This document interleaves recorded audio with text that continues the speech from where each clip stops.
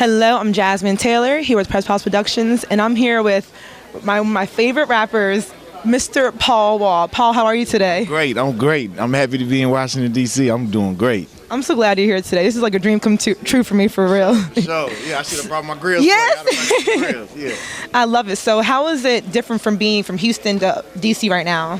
Oh, well, the D.C., just the community just is a lot different. The culture in general, you know, from the go-go music, everything, you know, just the way the city is built, you know what I'm saying? The culture around the city is built around the city, just like in Houston. So Houston is real spread out. Well, D.C. is not really real spread out. You do got DMV, so that DMV is spread out, but D.C. in specific ain't really spread out like that. So, you know what I'm saying? You got to accommodate that. So the music just come, you know, from that as well. You know, shout out to all the rappers that are holding it down in D.C. I've been down with my boy Booby one way and time. I've been down with him for over 15 years now, you know. So, you know, I've been following a lot of the D.C. rappers and the producers and just the movement here, and I'm just a fan of that. I'm glad to see it just continue to grow, and it'll be so, you know, Wale kick it off, you know, all the, you know, the major artists now coming out of D.C., man. It's a good spotlight for rap right now. That is true. So all the Houston hype has come up recently with people say Houston and culture has been stolen. How do you feel about that?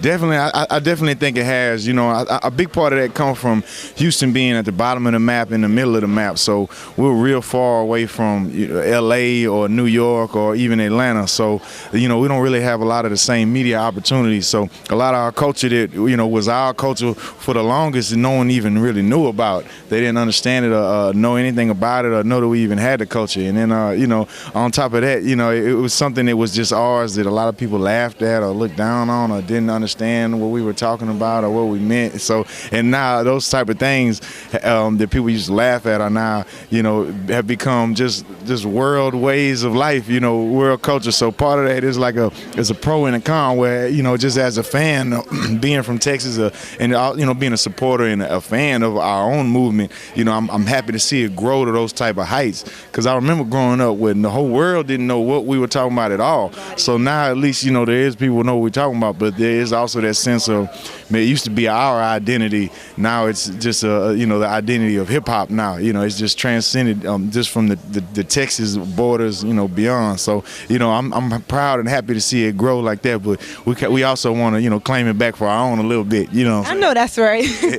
So I had to ask you, what's next for you? Movies, writing, producing, more rapping? Definitely more rapping. I definitely want to do more, you know, movies. I do movies here and there. I mean, my acting skills ain't all that, you know. Mine aren't either, so it's okay. You know what I'm saying? But the music, I've been finding like a real big passion for my music again. It's like reignited. You know, a lot of that has come with seeing just how the world has accepted our culture in Texas.